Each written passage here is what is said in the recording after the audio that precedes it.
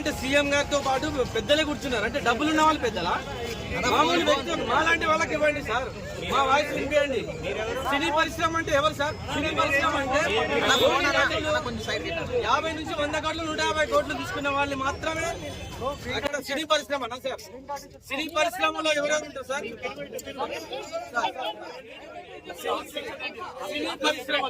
సినీ పరిశ్రమలో ఎవరు సార్? కార్మికుల దగ్గర నుంచి, ప్రేక్షకుని దగ్గర నుంచి, నటులు, దర్శకులు, నిర్మాతలు, సామాన్య ప్రేక్షకుని మేడం, రేవంత్ రెడ్డి గారు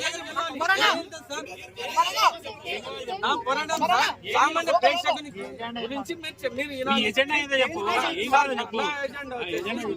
ప్రేక్షకునికి అందుబాటు ధరల్లో టికెట్ రేట్స్ లేవు సార్.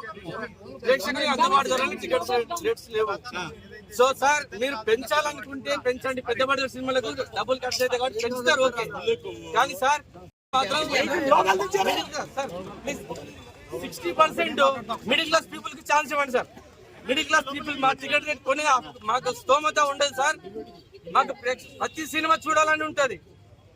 60% వరకు మాత్రం పెంచొద్దు. అప్పర్ క్లాస్ పెంచుకోండి, నో ప్రాబ్లం. అది 10 days 15 days 20 days అని ఇష్టం. 60% మాత్రం ప్రభుత్వ నియంత్రణలోనే ఉండాలి. ప్రభుత్వం మాత్రమే డిసైడ్ చేయాలి.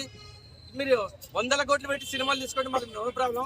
బెనిఫిట్ షోల వల్ల కూడా మాకు నో ప్రాబ్లం సార్. బెనిఫిట్ షోలు కూడా పెట్టుకోండి, నో ప్రాబ్లం. కాకపోతే దానికి హీరోలు, దానికి కూడా హీరోలు రావాలి. ప్రేక్షకులు అనేవాళ్ళు, ప్రేక్షకులు హీరోలను బట్టి వస్తారు. కానీ ప్రేక్షకులు తప్పు, సారీ హీరోలది మాత్రం తప్పు కాదు. హీరోల పర్మిషన్ తీసుకొని రండి, పోలీస్ పర్మిషన్ తీసుకొని రండి.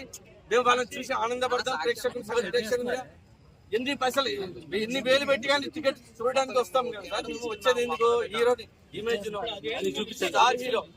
స్టార్ హీరోలు కాబట్టి వాళ్ళ సినిమాలు చూస్తాం సార్ మేము.